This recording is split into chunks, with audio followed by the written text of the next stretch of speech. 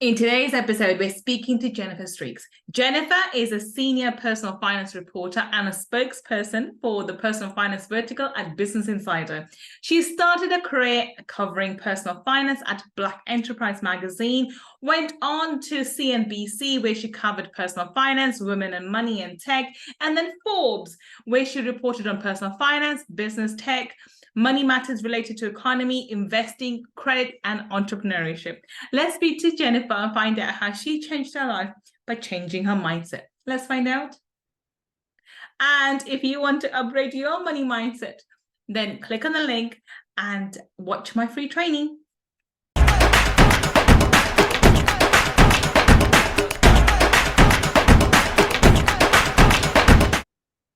Welcome. This is Gull, your money mindset expert. And today I have the pleasure and the honor of speaking to Jennifer Streaks. Welcome, Jennifer. Hi there. How are you? I am doing brilliantly. I'm super excited to be speaking to Jennifer. Jennifer, everyone's heard your intro. They know how fabulous you are. But please, in your own words, tell everybody what it is that you do. I am the senior personal finance reporter for Insider. And in that role, I cover credit, debt, investing, retirement, basically how to put you on track when it comes to making better use of your money. Wonderful, wonderful. So Jennifer, talk us through your journey. I know you have quite an interesting journey yourself. Talk us through, how did you end up coming to working for the Insider, getting to this part? Yeah, I mean, that is an interesting journey. I was in corporate governance and compliance, working for big investment companies like, let's say, for instance, like Legg Mason. Mm-hmm. And after, the mortgage industry just crashed, just fell apart, I had so many people coming to me, asking me questions about, well, how do I get my finances back on track? How do I buy a home the right way? And also having an MBA, from Johns Hopkins was very helpful. People looked at me as a resource in that regard. And so I started, talking and writing about credit card debt, getting out of debt, saving money, having a rainy day fund, an emergency fund. And it went from there. I started writing for the Huffington Post. Then next, I was with Black Enterprise for a while, actually, as a contributor, because there were so many people in the minority community that were just decimated when, the housing market crashed. Yeah, 100%. Yeah, exactly. And so it was really important to me that people who look like me had access to real financial resources that could help them get back on their feet. And then after Black Enterprise, I then moved on to CNBC, where it was still money, credit, debt, but also some tech and investing thrown in. And also now I'm at Insider. Right. So that's been quite a journey. And it seems like the universe has sort of led you to this path naturally, organically. It wasn't a well thought out plan. It was just universe's plan, and you got to be here where you are. So let's talk about that. Now let's talk about minorities. And I know the field you're in. I know that there's been a lot of improvement and movement over the last 20 years. But we are both brown women, and we do face a lot of discrimination, especially when you come into the financial world. I come from a legal world, so I'm talking about from the legal perspective, but it's very similar in the financial world. Let alone the fact that we're women. There's very few women in the industry. But to be a woman of color and to be able to hold your own for such a long time, because you have been in these really prominent roles for quite some time, and to become an expert naturally through your experience and learning and so forth. So I'm not negating your ability and your powerful your training, but even with that, let's be real, in the practical world, when you go out there as a brown woman, you have to have some certain kind of character to be able to hold your own and to be able to command the respect that's required for people to listen to what you have to say. So let's unpack that. How did you work on your mindset? How did you not let that be an issue? How did you not let am I good enough? Am I going to be equal to, let alone the men, but also, white women, so forth.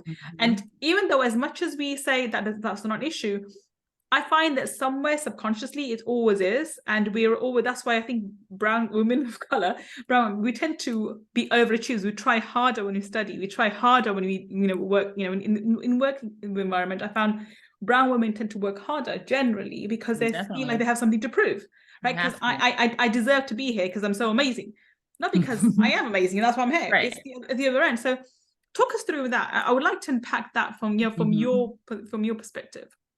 I think that I've been so successful in this journey because I am my authentic self, and I am really where I'm supposed to be. You said something earlier about the universe has brought you down this path, and that is so true. When I was in my, former life, it was like, I was doing the work, but it wasn't anything that I enjoyed. I just did it because I was supposed to do it. I was on this path. I was getting paid. That's it. But then when the doors started opening to where I'm really supposed to be, that's when I'm like, I actually like what I'm doing. I like the impact that I can see that I'm having when I'm talking to people, when I'm interviewing people, when I'm being interviewed, and I see that light bulb go off in their head, and it just spurs me to keep going. And so I think because I'm standing where I'm supposed to be, I don't have imposter syndrome. I don't have, do I feel good enough? Because I know this is where I'm supposed to be. And so because of that, it's something that comes naturally to me. People respect my voice because what I'm saying is important. But like I said, it's also authentic and accurate. And I'm where I'm supposed to be. And I'm happy.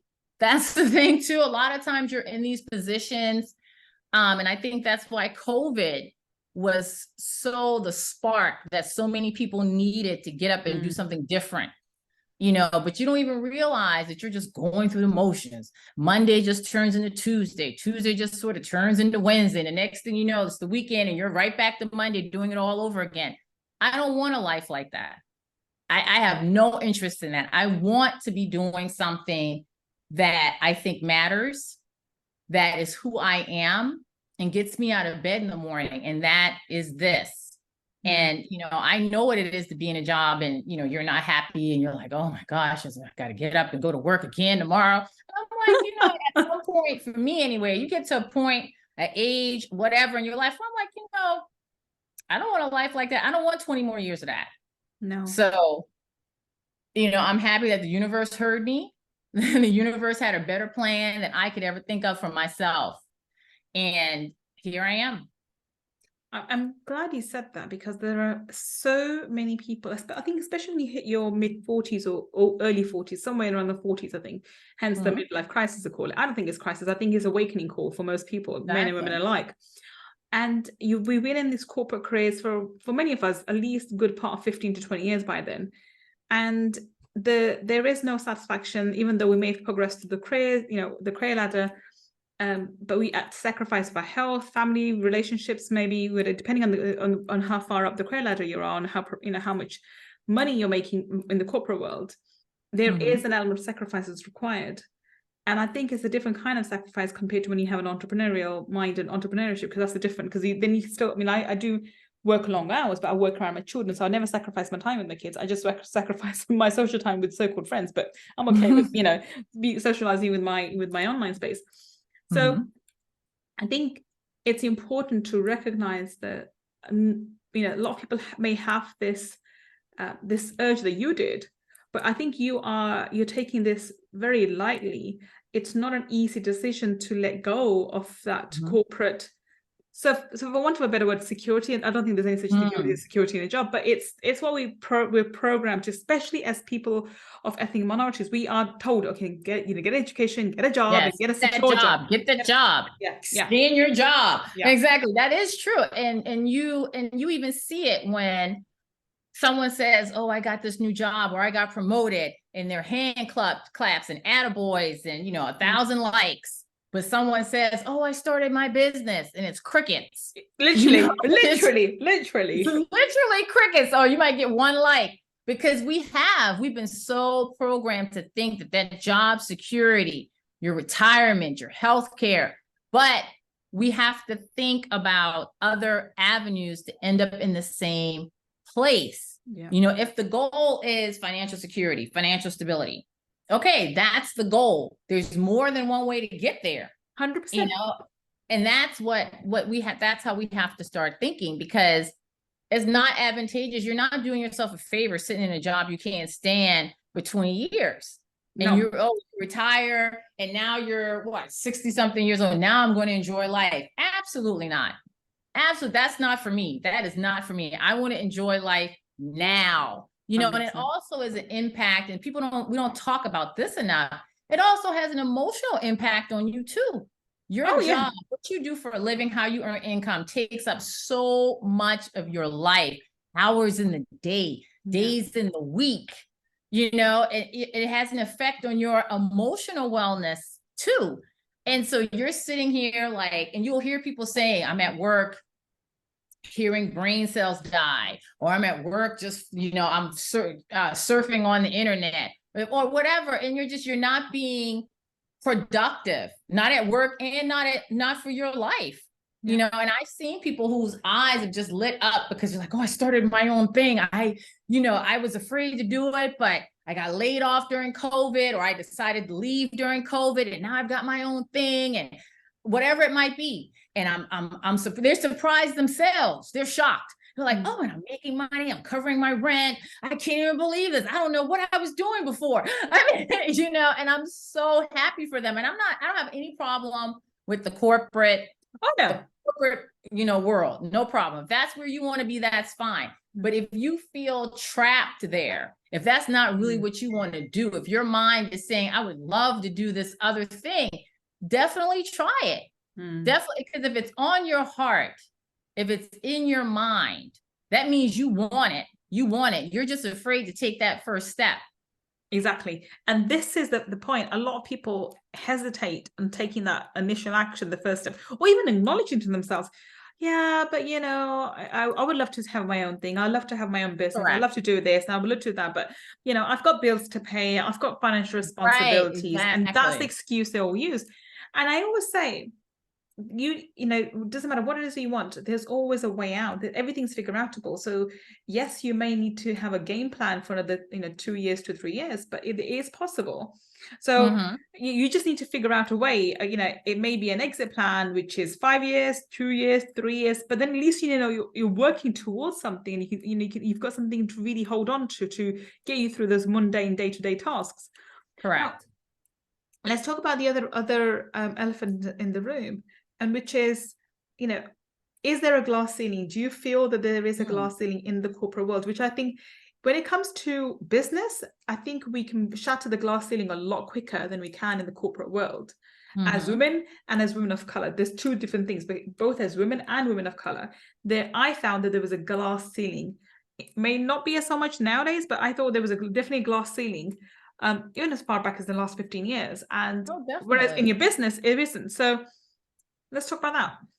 Yeah, there's definitely a glass ceiling. I mean, like you said, there's a reduction now because there's a need for women. There's a need for people of color. You know, you see all of these diversity and inclusion positions that are all over the place because now they want that. But yeah, like 10 years ago, you know, you would go to the C-suite. There might be one woman. There'd be nobody of color. You know, so yeah, in your own business, you can go as high as you want. You can make as much money as you want. It's all based on your sweat equity, which is great. So I think that's definitely the difference there. And I think also that's what people are realizing. It's like, I am putting out all this work to build somebody else's dream. Why not put this effort into my dream?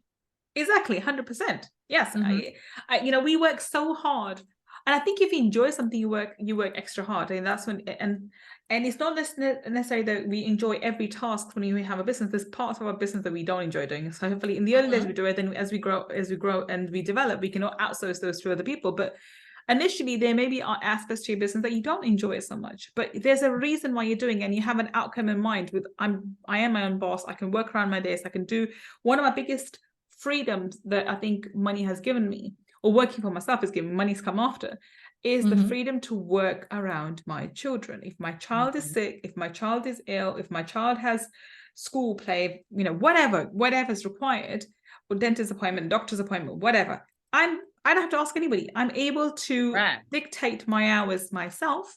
I may have had to do extra hours, long hours in the evening on the weekend to compensate for the work that I wasn't able to do at that time. But I had the freedom, the flexibility to make sure my timetable works around my children, not the other way around. And plus, you can do that. You're doing it for yourself. You're doing it as you want to do it. And you're seeing the benefit and the profits from that. You could be the vice president of anything, but it's still somebody else's company.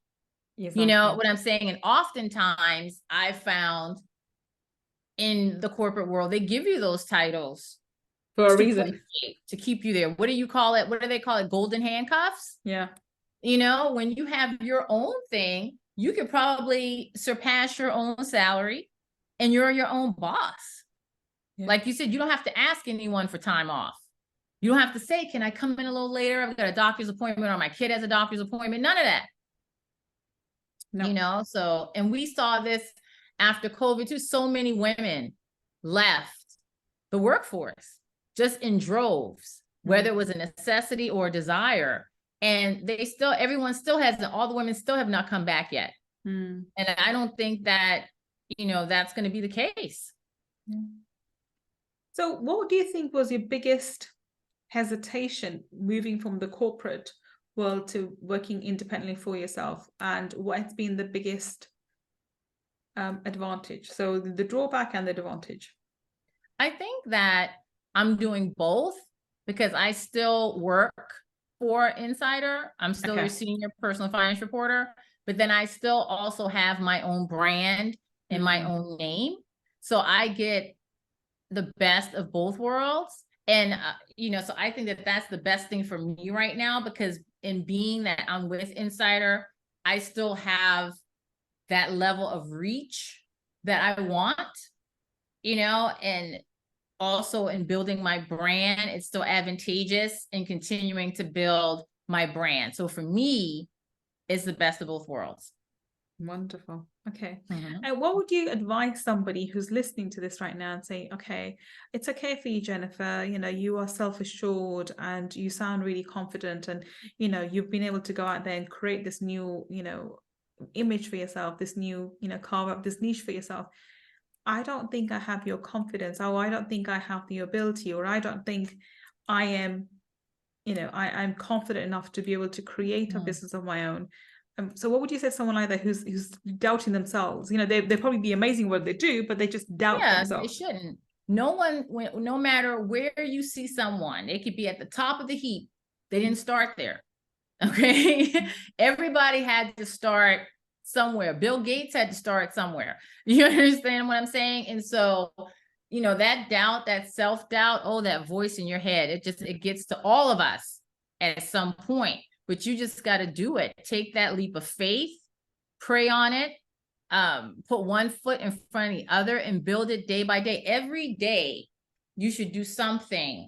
If you have a dream that's outside of what you're doing now, every day do something that takes you one step closer to your dream. You don't have to do it all today. That's another thing too. People think I have to have everything before I launch or before I, you know, do this. I got to have everything in place right now. No, you don't. You can do something, just a little piece, a piece at a time, you know, every day to take you closer. Do you have to quit your job right now and start your business? Not at all. I would not. And financially, I wouldn't advise that. Okay. You work your job, you work your dream part-time. You have an exit strategy. You can't just get up and go. That's irresponsible. Exactly. Especially with families, you have to have an exit strategy. I always talk about the exit strategy. Until your dream can become full-time. And the more that you work on it, the further along you get, you will build that confidence because you will be learning your craft. So you'll become stronger and more knowledgeable in your craft. And that's where the confidence comes from. It's not something that's automatic. It's based in the knowledge that you know what you're doing. 100%. I love what you said, because it's not, you know, fake until you make it. It's actually building that confidence from actually doing something. I think that's something that Alex Hormozi says as well, that he says that you need to not have this false pretense of having, I can do this and I'm so brilliant. You get that confidence from actually doing the tasks, from actually taking those actions, and little by little you begin to build in the self-confidence, which then shows up for your clients. I think this is exactly the thing you're saying. You know, as you are working on the exit strategy, you build up the confidence that you can run this business on the side. And actually, if you can run it on the side, they can run it as mainstream, and you can use it to support your family financially, you know, be a man or woman alike. Yeah, wonderful. So in summary, what would you say to someone who's listening to you right now and thinks, Jennifer, you're amazing, but I don't know if I have it in me to do this, or, you know, my family will, let's talk about this in the last bit. My family will not support me. My family, and this is a big thing that I think we need to really accept. Mm-hmm. I think people of color, you know, ethnic minorities tend to come from families, and we have more of this ingrained ideology that, you know, work hard, get a job, work hard, get a job, get good grades. And I don't deny education. I really advocate education. I really am for it. But we also, you know, this idea that get a good job, you know, are you mad? Are you crazy? You're going to leave that job. You're making all that money. You have financial security. You have to recognize that you cannot live your life for your family. People of color, minorities, we get a lot of pressure and expectation from our families and what we're supposed to do and what you got to do for the family, You cannot live your life for anybody but you. Right now, my family would love for me to be in South Carolina. My life and my career is not in South Carolina. It's in New York. So that's where I am. Okay. You know, so that's what you have to do. You have to, I respect you, love you, families, all that, but I can't live my life for you. And especially not to my detriment. I'm not going to miss out on my dreams or my goals for my life based on somebody who doesn't have to live it. 100%. Right. On that note, we're going to wrap up. Jennifer, tell us, where can we find you on the internet? How can we connect with you? Well, on Instagram, I am at JStreaks. Twitter, I'm at JStreaks. I'm on LinkedIn as Jennifer Streaks. And of course, you can go to insider.com/personal finance, and all of my articles and everything is there as well. Wonderful. So if you're listening to us on the podcast, the links for Jennifer will be in the show notes. And if you're watching on YouTube, then down below in the description section, we will have the links to. She is one kick-ass lady and a fabulous person to learn from. So do check her out and see how she can help you and help motivate you to move on to your ideal career path. But thank you so much for coming and joining us Jennifer, today. We have to have you come back and talk to us on Money Talkies. But for today, thank you so much. Thank you so much for having me. It was really nice. And thank you for listening to me and Jennifer today. I will be back with another amazing guest, finding out how they changed their life by changing their mindset. Until the next time we meet, this is Gull signing off. Take care and bye for now.